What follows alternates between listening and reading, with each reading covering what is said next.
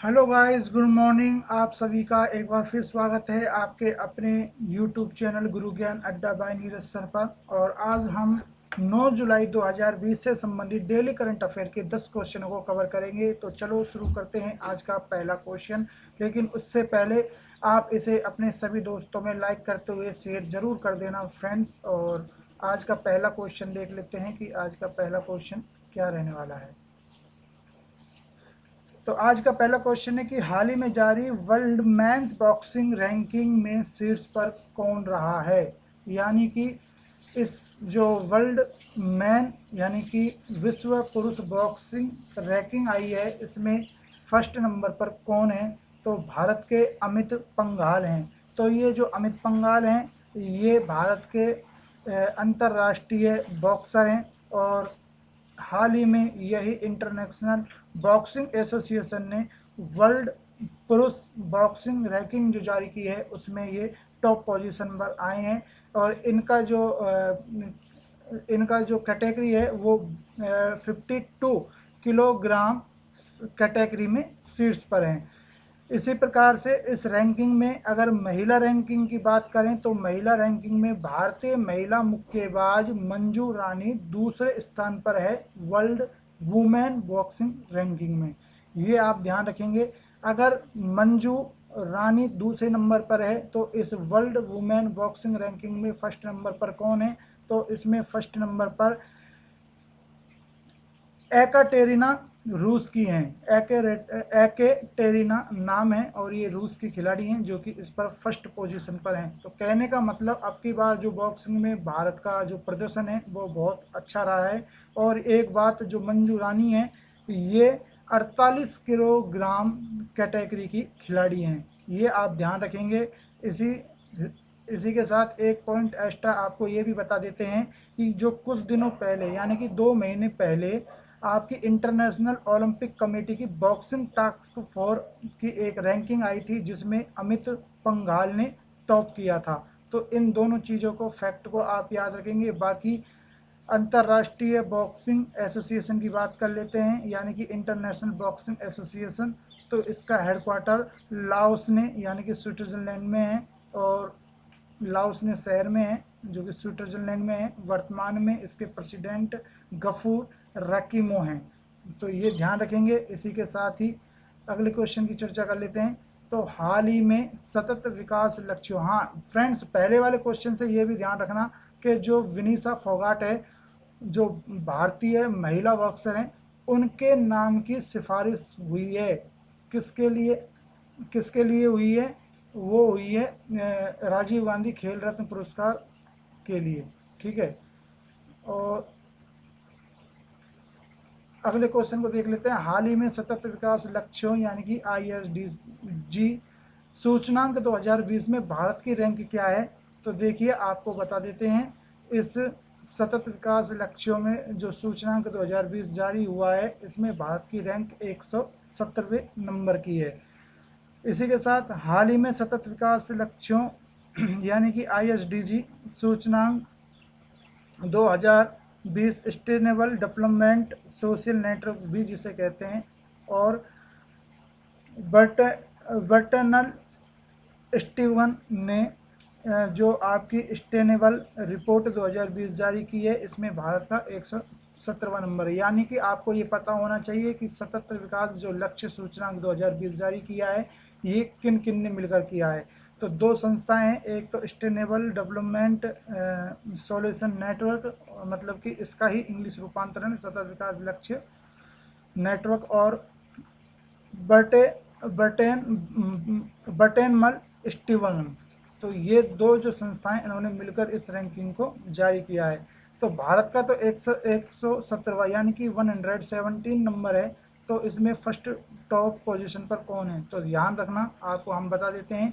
First number पर Sweden, second number पर Denmark और तीसरे नंबर पर फिनलैंड इस रैंकिंग में स्थान प्राप्त किया है। इस इंडेक्स में निर्धारित 17 लक्ष्यों के आधार पर यह सूची जारी की गई है। और इन 17 लक्ष्यों में ये देखा गया है कि किस देश ने इन 17 बिंदुओं में से कितने बिंदुओं पर कार्य किया और किन बिंदुओं पर कार्य करने के साथ साथ उन पर मतलब उनको मतलब एक कड़े प्रभाव से यानी कि जल्द प्रभाव से उनको लागू भी किया।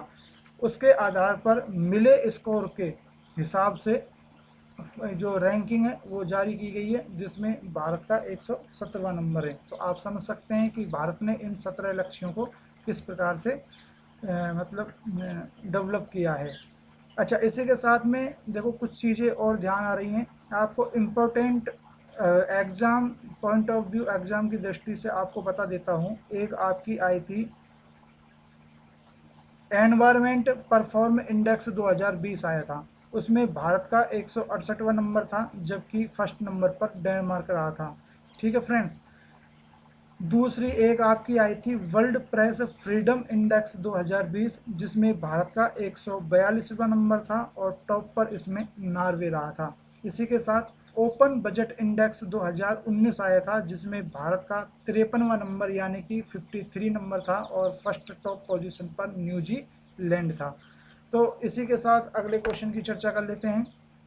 देखिए गाइस, अगला क्वेश्चन है, हाल ही में किस बैंक ने भविष्य नामक एक सेविंग अकाउंट स्कीम शुरू की है? तो एक बैंक है फिनो पेमेंट बैंक, इसने इस भविष्य नामक एक सेविंग अकाउंट स्कीम को शुरू किया है।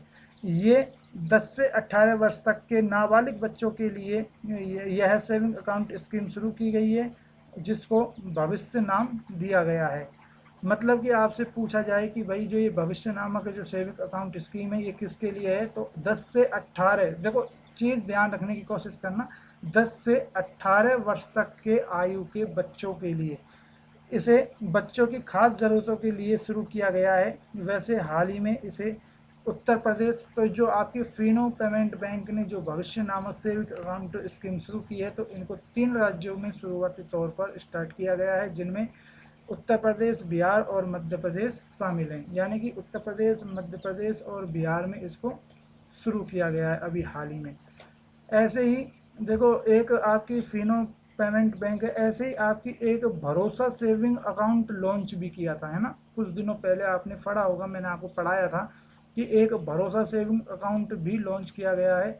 तो ये जो भरोसा सेविंग अकाउंट लॉन्च किया था ये आपका एयरटेल पेमेंट बैंक ने किया था, जिसमें 5 लाख रुपए तक का फ्री एक्सीडेंटल इंश्योरेंस दिया जा रहा था। यानी कि फ्री एक्सीडेंटल इंश्योरेंस कवर दिया जा रहा था ग्राहकों को। और ऐसे ही एयरटेल पेमेंट बैंक ने अभी हाल ही में कुछ दिनों पहले, आप अगर हमारा डेली करंट अफेयर का सेशन देखते हैं तो उसमें मैंने आपको पढ़ाया था कि जो हमारी MSMES जो संस्थाएं हैं उनके लिए सुरक्षा सैलरी अकाउंट भी शुरू किया था एयरटेल पेमेंट बैंक ने। लेकिन इसी के साथ अगले क्वेश्चन की चर्चा कर लेते हैं। हाल ही में 100% घरों में LPG कनेक्शन वाला पहला राज्य कौन बन गया है? तो देखिए हाल ही में 100% यानी कि किस राज्य में 100% घरों में LPG कनेक्शन हो चुके हैं, तो ये हो चुका है आपका हिमाचल प्रदेश। तो आपको बता देते हैं कि हाल ही में 100% फीसदी हाल ही में हिमाचल प्रदेश के मुख्यमंत्री जयराम ठाकुर ने घोषणा की है कि हिमाचल प्रदेश भारत का पहला राज्य बन गया है जहां राज्य के 100% घरों में LPG गैस कनेक्शन है। और यह उपलब्धि उन्होंने हिमाचल प्रदेश गृहिणी सुविधा योजना की सहायता से हासिल की है। ठीक है, तो यानी कि जो ये 100% घरों में LPG गैस कनेक्शन पहुंचाए गए हिमाचल प्रदेश में, इसमें एक स्कीम चालू की गई थी, उस स्कीम का नाम है हिमाचल प्रदेश गृहिणी सुविधा योजना। इस स्कीम के तहत ये कनेक्शन हर प्रत्येक घर में पहुंचाए गए। अब आपको एक और फैक्ट बता देते हैं, यह योजना की मदद से उन वंचित घरों को भी कवर दिया गया था, यानी कि उन घरों में भी LPG गैस कनेक्शन दिए गए थे जिन्हें केंद्र सरकार की प्रधानमंत्री उज्ज्वला योजना के तहत कवर नहीं मिल पाया था। ठीक है फ्रेंड्स, अब ध्यान रखना है आपको कि जो प्रधानमंत्री उज्ज्वला योजना के अंतर्गत 100% LPG गैस कनेक्शन पाने वाला राज्य बना था, वो भी आपका हिमाचल प्रदेश ही बना था। बाकी हिमाचल प्रदेश की बात कर लेते हैं स्टैटिक पोर्शन की। तो देखिए शिमला यहाँ की राजधानी बनेगी, जबकि धर्मशाला भी यहाँ विंटर कैपिटल बनती है। इसी के साथ जो यहाँ आपके सीएम हैं वो जयराम ठाकुर हैं, आपके गवर्नर बंडारू दत्तात्रेय हैं, मुख्य न्यायाधीश लिंगप्पा नारायण स्वामी हैं, राज्य वृक्ष आपका देवदार है, राज्य पशु आपका कस्तूरी मृग है, राज्य पक्षी आपका पिकॉक फेजेंट है, राज्य दिवस आपका 15 अप्रैल को मनाया जाता है। आप राज्य जो हिमाचल प्रदेश है उसके बारे में ध्यान रखेंगे। हिमाचल प्रदेश जो सरकार है उसने ई पंचायत पुरस्कार 2020 के तहत फर्स्ट स्थान प्राप्त किया था, यानी कि ये जो ई पंचायत पुरस्कार 2020 है इसमें फर्स्ट पोजीशन मतलब टॉप पोजीशन हासिल की थी। पंचवटी योजना हिमाचल प्रदेश में बुजुर्गों के लिए यह लागू की गई है। हिमाचल प्रदेश पुलिस ने एक ही नाइट बीट चेकिंग सिस्टम शुरू किया था। मुख्यमंत्री शहरी रोजगार गारंटी योजना भी चलाई थी, जैसे अपने मनरेगा के तहत चलती है इस तरह की। तो ये शहरी रोजगार क्षेत्र में चलाई गई थी और निगाह प्रोग्राम आपका हिमाचल प्रदेश ने चलाया था। एक याद रखेंगे, जो निगाह ऐप है वो आपका आंध्र प्रदेश सरकार ने लॉन्च किया था। किस लिए? ताकि चुनावों में भ्रष्टाचार को रोका जा सके। इसी के साथ देखिए, आपको एक चीज़ और बताना चाहूँगा कि इसी वर्ष यानी कि वर्ष 2020 में जो हिमाचल प्रदेश है उसमें फंगली नामक एक पर्व मनाया जाता है और लोसर फेस्टिवल भी आपका यहीं मनाया जाता है। तो दोनों आपके बनाए गए हैं। अच्छा, हिमाचल प्रदेश के पहले मुख्यमंत्री आपके यशवंत सिंह परमार थे, ये आपको ध्यान रखना है। और राज्य फूल आपका बुरांस एक फूल आता है वो है। इसके अलावा आपको बता देते हैं प्रमुख जनजाति आपकी जो हिमाचल प्रदेश में निवास करती है वो गुर्जर, गड्डी, लाहौली और कन्नौर हैं। इसी के साथ प्रमुख लोक नृत्य आपके गुजरात के कथड़ी, उज, गजाना, छपेली, डंडा, नाव ये प्रमुख हैं। तो देखिए, आपको दो याद रखने हैं, छपेली और डंडा नाव, ये तो आपके पूछे ही जाते हैं। इसके अतिरिक्त उज, गजाना और कथड़ी आपको याद रखना है, इनकी संभावना ज़्यादा बन रही है। इसी के साथ प्रमुख लोक नृत्य हैं, प्रमुख लोक हो गए। हिमाचल प्रदेश के प्रमुख नेशनल पार्क कौन कौन से हैं, तो आपको बता देते हैं। ग्रेट हिमालयन नेशनल पार्क जो कि कुल्लू के अंदर स्थित है, पीन वैली नेशनल पार्क जो कि लाहौल स्पीति जिले के अंदर स्थित है, इंद्र किला नेशनल पार्क जो कि आपके कुल्लू के अंदर स्थित है, कुल्लू जिला है। इसके अलावा खीर गंगा नेशनल पार्क आपका कुल्लू के अंदर है और सिंबल बारा नेशनल पार्क आपका सिरमौर में है। तो आपको दो नेशनल पार्क हैं, ये तो मोस्टली याद रखने हैं, great Himalayan national park Kullu और एक आपका इंद्र किला नेशनल पार्क कुल्लू। ये दोनों कुल्लू से संबंधित हैं और इनको हमेशा पूछा जाता है। और एक अगर आप मेरी बात मानेंगे तो एक अब की बार आप जो आपका खीर गंगा नेशनल पार्क है ये भी आप याद रख लेना, क्योंकि ये इसमें पीछे गंगा आ रहा है। और ज़्यादातर क्या है कि जो बच्चे ज़्यादा मतलब इंटेलिजेंट होते हैं ना, वो जल्दबाजी में क्या करते हैं कि गंगा ऑप्शन जो होता है ना, गंगा को सीधे उत्तराखंड से रिलेट कर देते हैं, ना कि हिमाचल प्रदेश से। तो गंगा को सीधा उत्तराखंड से रिलेट करके और उसमें उत्तराखंड टिक करके आते हैं। तो इसलिए मैं आपको बता रहा हूँ कि जो आपका खीर गंगा नेशनल पार्क है ये आपका हिमाचल प्रदेश में, इसको आपको मोस्टली ध्यान रखना है। और खीर गंगा से मुझे याद आया है, जो आपका खीर भवानी मेला है ये इस बार आपका मतलब कोविड-19 के चलते इसको स्थगित कर दिया गया था। तो खीर भवानी मेला आपका जम्मू कश्मीर के अंदर भरने वाला एक प्रमुख राज्य स्तर का मतलब अंतर्राष्ट्रीय स्तर का मेला है, ये भी आप ध्यान रखेंगे। और खीर भवानी मेला एक आपका अबुबाची मेला, ठीक है, जो कामाख्या मंदिर में असम में लगता है, अबुबाची मेला, वो भी आपका कोविड-19 के चलते हुए रद्द कर दिया है।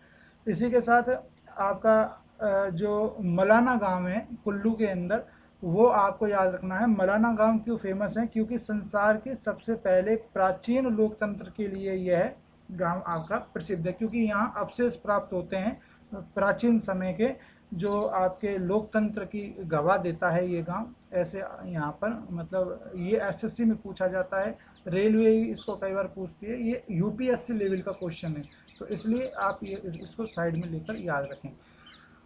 साथ ही अगले क्वेश्चन की चर्चा कर लेते हैं। तो हाल ही में किसने ऑस्ट्रेलियन ग्रांड प्रेक्स F1 रेस 2020 किसने जीत ली है? तो आपको बताना है कि किस व्यक्ति ने ये रेस जीती है। तो वाल्टेरी बोटास ने ये रेस आपकी जीत ली है। तो आपको बता देते हैं कौन है वाल्टेरी बोटास। तो देखिए जो वाल्टेरी बोटास हैं वो आपके एक खिलाड़ी हैं फिनलैंड के, मतलब कि ये फिनलैंड के निवासी हैं और ये मर्सिडीज जो कंपनी है उसके लिए ये कार चालक या कार खिलाड़ी हैं, मतलब मर्सिडीज कंपनी की कार ये चलाते हैं। अच्छा, तो इसमें जो ये रेस जीती है ये आपकी 2020 की पहली Australian grand pics F1 race, मतलब आपकी जो 2020 हुई है ये आपकी पहली ग्रांड प्रिक्स F1 रेस हुई है। यानी कि कोविड-19 जो थी उसकी वजह से मतलब अब की बार कोई भी ज़्यादा जो आपके खेल आयोजन हैं वो नहीं हो पाए हैं।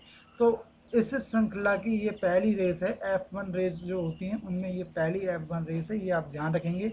इसी के साथ ही आपको बता देते हैं इस रेस में सेकंड नंबर पर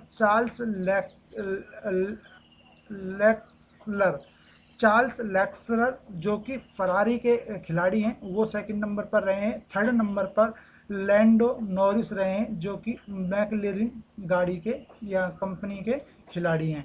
तो ये आपको ध्यान रखना है। इसी के साथ ही आपको आज कमेंट करके बताना है कि हमारे F1 भारत से खिलाड़ी कौन हैं। आपको एक बार मैंने इस अगर आप डेली सेशन का अगर हमारा चैप्टर देखते हैं, डेली सेशन देखते हैं, तो आपको मैंने इसके बारे में एक दिन विस्तार से बताया भी था जो हमारे भारत के खिलाड़ी हैं उनके बारे में। भारत में ये रेस आपकी 2011 में हुई थी और ये रेस आपकी जो आपका नोएडा के अंदर एक जगह है वहाँ पर ये आपकी रेस हुई थी नोएडा। चलो आप मुझे कमेंट करके बताना, फिर मैं आपको कल इसका उत्तर बताऊंगा पूरा तरीके से। इसी के साथ अगले क्वेश्चन की चर्चा कर लेते हैं कि हाल ही में किसने गेटिंग कम्पिटिटिव ए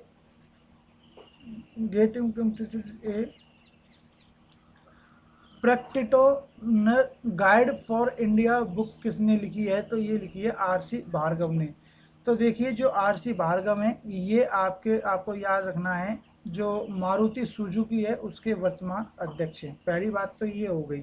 अब इन्होंने इस बुक में लिखा क्या है? तो इन्होंने एक उद्योगपति व नीति निर्माता के आधार पर जो अपने एक्सपीरियंस लिए हैं मतलब लाइफ से या अपने व्यवसाय से जो एक्सपीरियंस लिए हैं उन सब पर एक किताब लिखी है जिसका नाम है getting competitive a practitioner's guide for India. तो ये आपको ध्यान रखना है। इसके साथ ही आपको बता देते हैं जो करणपुरी हैं उन्होंने भी अभी एक पुस्तक लिखी थी #MeToo नामक पुस्तक लिखी है। तो इसी के साथ ही जो RC भार्गव हैं ये आपके मारुति सुजुकी के वर्तमान अध्यक्ष हैं। मारुति सुजुकी का हेडक्वार्टर न्यू दिल्ली में है और जो इसके MD CEO हैं वो केनिची आयुकावा हैं, अभी बने हैं। तो आपको MD CEO भी याद रखना है केनिची आयुकावा। आपको ये भी ध्यान रखना है कि जो मारुति सुजुकी का प्लांट है वो आपके यूपी के गौतम बुद्ध नगर में स्थित है और इसी गौतम बुद्ध नगर में मारुति सुजुकी ने कुछ खास तरह के वेंटिलेटर भी बनाकर भारत सरकार को कोविड-19 से लड़ने के लिए दिए थे। ये भी आपको ध्यान रखना है। ये क्वेश्चन भी मैं आपको एक बार पहले पढ़ा चुका हूँ वेंटिलेटर से संबंधित। इसी के साथ अगले क्वेश्चन की चर्चा कर लेते हैं फ्रेंड्स। तो देखिए हाल ही में किस बैंक ने लोन इन सेकंड सेवा शुरू की है? तो ये आपकी यस बैंक ने शुरू की है। तो क्या है ये आपकी लोन इन सेकंड सेवा? तो आपको बता देते हैं हाल ही में यस बैंक ने जो रिटेल लोन है उसको इंस्टेंट अप्रूवल देने के लिए ये लोन इन सेकंड शुरू किया है और इसका उद्देश्य है ग्राहकों को उनकी वित्तीय ज़रूरतों को पूरा करने के लिए सहायता करना और पूरी तरह से कागज रहित व कम से कम समय में जो ऋण है उसको प्रदान किया जा सके। तो ये इसका मुख्य उद्देश्य है। इसी के साथ ही HDFC बैंक ये भी आपकी चर्चाओं में थी। तो ये कुछ कारणों की वजह से चर्चाओं में रही है और क्वेश्चन आने की संभावना HDFC बैंक से ज़्यादा बनती है। तो इसलिए आपको बता देते हैं किसानों के लिए HDFC बैंक ने एक किसान धन एप्लीकेशन को लॉन्च किया है इसके अलावा जिप जिप ड्राइव नामक जो आपका ऑनलाइन इंस्टेंट ऑटो लोन जो होता है उसकी सुविधा भी शुरू की थी आपकी यस सॉरी आपकी HDFC बैंक ने, जिसमें मात्र 10 सेकंड में आपका लोन स्वीकृत मतलब आपका जो व्हीकल लोन है वो आपको मिल जाता है मात्र 10 सेकंड में। तो इम्पोर्टेंट है। तो ये आपकी जो जिप ड्राइव नामक जो अभी मैंने ऑनलाइन इंस्टेंट ऑटो लोन जो बताया है इसको आप मोस्टली ध्यान रखेंगे। इसके अलावा बॉब यानी कि बैंक ऑफ बड़ौदा भी आपका चर्चा में रहा है। क्यों रहा है? क्योंकि इसने अपने अपने सभी प्रकार के लोन यानी कि home loan, personal loan, vehicle loan और बाकी के जितने भी प्रकार के लोन होते हैं उन सभी लोनों को ऑनलाइन प्रोसेस पर कर दिया है, यानी कि उनको ऑनलाइन जो प्रोसेसिंग है उसमें शुरू कर दिया है। तो इसलिए आपका ये बॉब भी इम्पोर्टेंट बन जाता है। बाकी यस बैंक की बात कर लेते हैं। इसका हेडक्वार्टर मुंबई में है। 2004 को इसकी स्थापना हुई थी। इसके MD CEO प्रशांत कुमार है। टैगलाइन है एक्सपीरियंस आवर एक्सपेरिटीज। और इसी के साथ जो यस बैंक है उसने डिजिटल वॉलेट लॉन्च किया था। किस नाम से? युवा पे के नाम से। तो ये भी ध्यान रखना। अगले क्वेश्चन की चर्चा कर लेते हैं। तो हाल ही में किस देश ने ऑफेक 16 स्पाइस सैटेलाइट को लॉन्च किया है? तो ये आपका किया है इजराइल ने। तो आपको बता देते हैं कि जो हाल ही में इजराइल ने एक सवित रॉकेट के जरिए ऑर्बिट में नए स्पाइस सैटेलाइट ऑफेक 16 को सफलतापूर्वक लॉन्च किया है। सितंबर 2016 में इजराइल ने एक ऑफेक 11 नाम का इजरायली जासूस उपग्रह भी अंतरिक्ष में भेजा था। उसके बाद में उसका यह पहला सैटेलाइट है जिसको सफलतापूर्वक लॉन्च इजराइल द्वारा किया गया है। अब आपको बता देते हैं स्टैटिक जीके का पोर्शन। देखिए, इजराइल की जो राजधानी है वे जेरूसलम है। और ये भी आपका कई बार पूछा जाता है कि जेरूसलम को सबसे पहले विश्व में इजराइल की राजधानी की जो मान्यता थी वो किस देश ने दी थी? तो अमेरिका ने दी थी। ये आप ध्यान रखना, ठीक है। जेरूसलम इसकी राजधानी है। इसके अलावा मुद्रा इजरायली न्यू शेकेल है। और PM आपके बेंजामिन नेतन्याहू हैं जो लगातार चौथी बार आपके क्या बने हैं? आपके प्रधानमंत्री बने हैं इजराइल के। अच्छा, एक क्वेश्चन आपका इंटेलिजेंसी जो एग्ज़ाम होते हैं आर्मी या जो छोटे लेवल के पेपर होते हैं उनमें, जैसे कि कांस्टेबल भर्ती परीक्षाएं जितने भी PSC हैं, जैसे कि Rajasthan police, UP police, Delhi police, army, XY जो एयरफोर्स के ग्रुप होते हैं उनमें, नेवी के जो सैनिक पद की जो भर्तियाँ होती है उनमें, या अर्धसैनिक बलों में, ये पूछा जाता रहा है कि विश्व की सबसे शक्तिशाली इंटेलिजेंसी किस देश की है? तो वो है, पहले तो आती थी आपकी अमेरिका की FBI। लेकिन अब जो अमेरिका की FBI है वो इजराइल की मोसाद के आगे कहीं कमज़ोर पड़ चुकी है। तो इस वक्त इजराइल की सबसे बड़ी जो इजराइल की जो खुफिया एजेंसी है मोसाद, वो विश्व की शक्तिशाली एजेंसियों में से प्रमुख है। तो आपको मैं बता दूं, जो अभी आपके एक ईरान में एक हमला हुआ था, उनका नाम है यार वो गवर्नर जनरल थे ईरान के, उनका नाम अच्छा था, नाम ध्यान नहीं आ रहा, गवानी करके थे, नहीं गवानी नहीं, और कुछ नाम था, अजीब सा नाम था। खैर, जो इजराइल के वो थे सेना के गवर्नर, उनको मतलब जो अमेरिका ने एक ड्रोन मिसाइल से मारा था।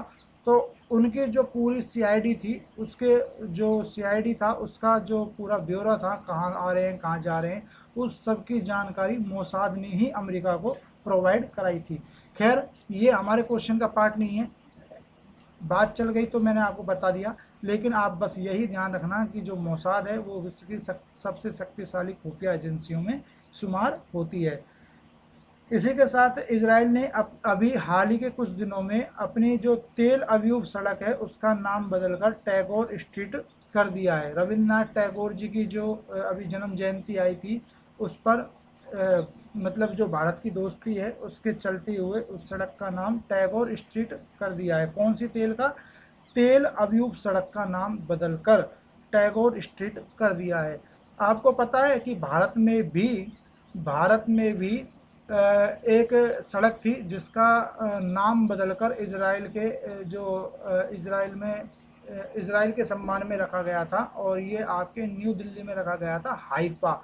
हाइफा जो आपकी सड़क है उसका नाम इजराइल के सम्मान में भारत में रखा गया था बदलकर 2018 में। ये आपको ध्यान रखना है। भारत की एक आईटी कंपनी है जिसका नाम टीसीएस है। तो हाइफा सड़क नहीं, हाइफा चौक है वो। भारत की एक आईटी कंपनी है जिसका नाम टीसीएस है। ये आपकी भारतीय टीसीएस कंपनी इजराइल के पहले डिजिटल बैंक को लॉन्च करेगी।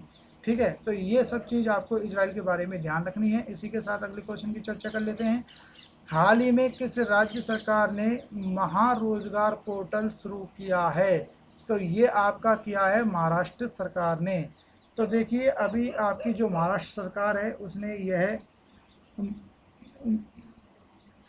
जो कोविड-19 की वजह से रोजगार ठप हो गए थे, जो छोटे श्रमिक या कुशल कारीगर हैं उनके जो रोजगार ठप हो गए थे उनको पुनः रोजगार देने हेतु यह महा रोजगार पोर्टल शुरू किया गया है, जिसमें कामगारों को अपने काम की पूरी जानकारी इस पोर्टल पर देनी होगी। यानी कि काम की जानकारी कि भाई वो किस स्किल से हैं या उनको कितने वर्ष का किस काम में एक्सपीरियंस है।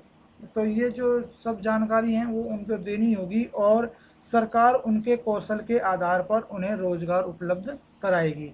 बाकी स्टैटिक जीके का पोर्शन देख लेते हैं पहले महाराष्ट्र का। तो आपको बता देते हैं, देखिए जो मुंबई है वो यहाँ की राजधानी है। सीएम उद्धव ठाकरे हैं, डिप्टी सीएम अजित पवार हैं, गवर्नर भगत सिंह कोश्यारी हैं, मुख्य न्यायाधीश आपके दीपांकर दत्ता कुछ समय पहले ही आपके पश्चिमी बंगाल से ट्रांसफ़र करके बनाए गए थे। राज्य पशु आपके विशाल काय गिलहरी है। राज्य पक्षी आपका हरियल कबूतर है। और देखिए, हरियल कबूतर से याद आया, हरे कबूतर के लिए भारत का प्रसिद्ध राष्ट्रीय वन्य जीव अभ्यारण्य कौन सा है? तो देखिए, आपका जो अलवर में सरिस्का है, राजस्थान के अलवर में सरिस्का, वो आपके हरे कबूतरों के लिए फेमस है। महाराष्ट्र का राज्य वृक्ष आपका आम है। राज्य दिवस आपका 1 मई को मनाया जाता है। विधानसभा की 288 यानी कि 288 सीट हैं, लोकसभा की 48 सीट हैं, और राज्यसभा की 19 यानी कि 19 सीट हैं, 19 सीट हैं। अब कुछ बात करंट अफेयर से देख लेते हैं महाराष्ट्र के बारे में। तो आई फ्लो नामक एक बाढ़ चेतावनी सिस्टम शुरू किया था महाराष्ट्र सरकार ने बम्बई में। जो बम्बई में अनिश्चितकालीन और जो अनिश्चित बारिश होती है जिसका कि कोई पूर्वानुमान नहीं रहता है, ऐसी बारिश के लिए आई फ्लो नामक बाढ़ चेतावनी सिस्टम शुरू किया था। ऐसा ही एक आपके कर्नाटक में बेंगलुरु सिटी ने भी, बेंगलुरु कॉरपोरेशन जो है उसने भी मेघ संदेश नामक एक ऐप शुरू किया था। मिशन जीरो ये आपके महाराष्ट्र में शुरू किया गया है कोविड-19 का मुकाबला करने हेतु। और टाटा पावर ने महाराष्ट्र सरकार के साथ मिलकर राज्य में 100 मेगावाट सौर परियोजना विकसित करने के लिए एक समझौता किया है, कुछ दिनों पहले ही पढ़ाया था। दुनिया का सबसे बड़ा प्लाज्मा थेरेपी टेस्टिंग के लिए प्रोजेक्ट प्लेटिना लॉन्च किया है आपका महाराष्ट्र सरकार ने। महापरवाना योजना क्या है? महापरवाना योजना ये शुरू की है। तो देखिए, इसके तहत राज्य में निवेश को आकर्षित करने के लिए इसको शुरू किया गया है। और महाराष्ट्र के पुणे में आईसीयू बेड व वेंटिलेटर की जानकारी के लिए एयर वेंटी ऐप एप्लीकेशन को लॉन्च किया गया है। इसी के साथ अगर आपको और बता पाऊँ तो देखिए, देश का पहला राज्य बना है महाराष्ट्र स्वास्थ्य मुक्त यानी कि फ्री स्वास्थ्य बीमा कवर देने वाला। इसी के साथ पर्यावरण, जो महाराष्ट्र पर्यावरण मंत्रालय है उसका नाम बदलकर पर्यावरण एवं जलवायु परिवर्तन विभाग कर दिया गया है।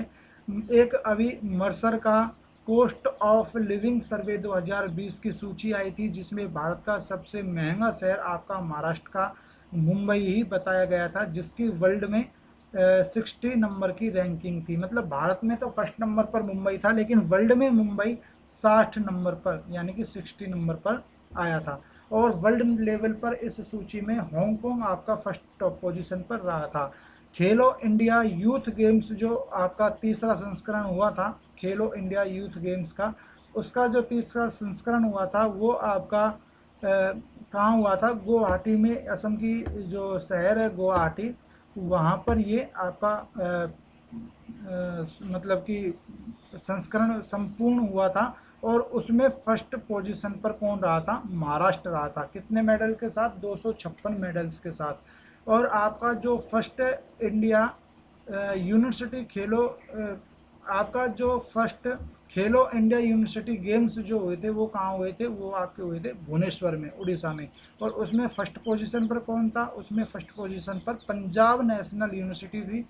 दूसरे नंबर पर आपकी Savitri by Phule national university थी। और तीसरे नंबर पर पंजाबी नेशनल यूनिवर्सिटी थी। दोनों पंजाब और पंजाबी दोनों अलग अलग हैं, एक को एक एक मानकर मत आप इनको पढ़ लेना, ठीक है। इसी के साथ अगले क्वेश्चन की, अच्छा इसके अलावा आपको मैं प्रमुख जनजाति बता देता हूँ महाराष्ट्र की कौन कौन सी है। तो देखिए बंजारा महाराष्ट्र में बंजारा जो जनजाति है वो पाई जाती है। महाराष्ट्र के साथ साथ बंजारा गुजरात और राजस्थान में भी पाई जाती है। तो यानी कि जो बंजारा है वो एक कॉमन जनजाति है। इसके अलावा मुख्य रूप से कोली जो जाति है, एक जाति रहती है और एक जनजाति रहती है।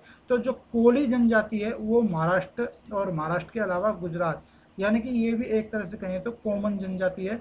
तो बंजारा और कोली तो आपको बताना ही है मुख्य रूप से। इसके अलावा बार्ली, चितपावन, गोंड और अबू झामाड़िया, ये आपकी प्रमुख जनजातियां हैं। तो गोंड और जो आपकी बार्ली है इसके नहीं, गोंड और अबू झामाड़िया है, इसके बारे में आपसे पूछा जाता रहा है। लेकिन जो आपकी बार्ली और चितपावन है इनको भी आपको ध्यान रखना है। इसी के साथ अगले क्वेश्चन की चर्चा कर लेते हैं। तो हाल ही में IFSCA के पहले चेयरमैन कौन बने हैं। तो ये बने हैं आपके इंजेति श्रीनिवास। तो देखिए इंजेति श्रीनिवास के बारे में आप ध्यान रखना, जो आपके देखिए फ्रेंड्स, आपको ये क्वेश्चन बाद में बताऊंगा, मेरे एक चीज़ ध्यान आई है। जो आपकी जो महाराष्ट्र है ना, इससे आप ये भी ध्यान रखना कि जो प्रमुख लोक नृत्य हैं उनमें कौन कौन से हैं। तो एक तो लावनी लोक नृत्य है, एक तमाशा और एक दही हांडी। इसके अलावा प्रमुख नेशनल पार्क जो है महाराष्ट्र से, वो आपके संजय गांधी नेशनल पार्क है और पेंच नेशनल पार्क है। ये भी आप ध्यान रखना। अब अगले क्वेश्चन की बात कर लेते हैं। तो अगला क्वेश्चन है, हाल ही में IFSCA के पहले चेयरमैन कौन बन गए हैं। तो इंजेति श्रीनिवास, ये आपको नया अपॉइंटमेंट है, तो ये आपको मुख्य रूप से ध्यान रखना है। इसी के साथ अगले क्वेश्चन की चर्चा कर लेते हैं। तो अगला क्वेश्चन आपका कह रहा है कि हाल ही में किस राज्य सरकार ने बुनकरों के लिए नेकारा योजना शुरू की। आप इसको क्या है कि एक साथ मिलाकर पढ़ेंगे। ये नेकारा पूरा शब्द है, यहाँ जगह नहीं थी तो इसलिए मैंने आधा वर्ड नीचे लिख दिया है। तो नेकारा योजना किस राज्य ने शुरू की है। तो कर्नाटक सरकार ने इसको शुरू किया है। तो क्या है आपकी नेकारा योजना, तो आपको बता देते हैं। जो नेकारा योजना है या नेकारा स्कीम है, इसमें राज्य सरकार ने इस स्कीम के तहत 10.96 करोड़ रुपए मंजूर किए हैं इस योजना के लिए। इसमें जो रेशम, कपास या जूट, जो 3 प्रकार के जो आपके हथकरघा जो बुनकर होते हैं, रेशम, जूट और कपास, जो धागा वगैरह बनाते हैं या कपड़ा बनाते हैं हाथ से, उन बुनकरों को इसका लाभ मिलेगा। तो ये मतलब कि आप मोस्टली ये ध्यान रखें कि जो कर्नाटक के अंदर जो बुनकर हैं, हथकरघा बुनकर हैं, उनके लिए ये योजना लागू की गई है। तो इस योजना के जरिए प्रत्येक ऐसे हथकरघा बुनकर को या बुनकर के जो अकाउंट हैं उनमें 2000 रुपये उनके खाते में पहुंचाए जाएंगे। इसके अलावा अगर कर्नाटक के बारे में बात करूं, तो देखिए कुछ समय पहले ही आपका skill connect forum portal launch किया था कर्नाटक सरकार ने। आपको अभी मैंने कुछ दिनों पहले ही पढ़ाया था ये। और इसमें क्या होगा कि जो स्किल कॉन्टैक्ट फॉरम है, इसमें जो लोग नौकरी की तलाश कर रहे हैं ऐसे लोगों को नियोक्ताओं से, यानी कि कंपनियों से, प्राइवेट कंपनियों से डायरेक्ट जोड़ने के लिए इसमें एक मतलब संपर्क सूत्र की तरह इसमें काम किया जाएगा। मतलब कि कोई भी जैसे नौकरी की तलाश कर रहा है वो उस पर इस पोर्टल पर जाए और अपना रजिस्ट्रेशन कर दे, तो जो भी कंपनी को ज़रूरत होगी वो अपने आप उसको बुला लेगी। मतलब कि उसे नौकरियों की तलाश के लिए भटकने की ज़रूरत नहीं है। और ये कोविड-19 के प्रभाव से जो आपके रोज़गार बंद हुए हैं उनको देखते हुए शुरू किया गया है। इसके अलावा स्टैटिक जीके की पोर्शन की बात कर लें तो वृषभा नदी के किनारे कर्नाटक की राजधानी बेंगलुरु स्थित है। कौन सी नदी के किनारे बेंगलुरु स्थित है? वृषभा नदी के। इसी के साथ आपके बी एस येदियुरप्पा यहाँ के आपके मुख्यमंत्री हैं, गवर्नर हैं वजुभाई वाला, मुख्य न्यायाधीश है अभय श्रीनिवास ओका।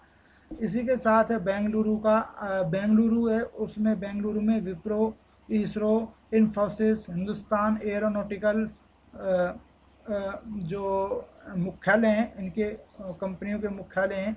इसके अलावा बेंगलुरु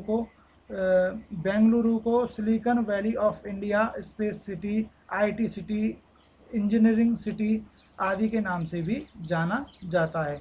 भारत का पहला शहर जिसने अपना ऑफिशियल लोगो लॉन्च किया था बेंगलुरु है। 2019 में डिजिटल लेन देन के क्षेत्र में भारत का सबसे आगे रहने वाला जो 2019 में शहर था वो आपका बेंगलुरु रहा था। बेंगलुरु में बारिश व बाढ़ की स्थिति का पता लगाने के लिए एक मेघ संदेश ऐप लॉन्च किया गया है। यह अभी आपको मैंने पहले पढ़ा दिया है। आई फ्लो नामक जो बाढ़ चेतावनी सिस्टम है वो आपका महाराष्ट्र में लॉन्च किया गया है। इसके अलावा हुबली जो आपका कर्नाटक में एक हुबली रेलवे स्टेशन है जो कि आपका मध्य दक्षिण जो जोन है उसका हेडक्वार्टर है। तो वहाँ पर विश्व का सबसे लंबा प्लेटफॉर्म निर्माणाधीन है।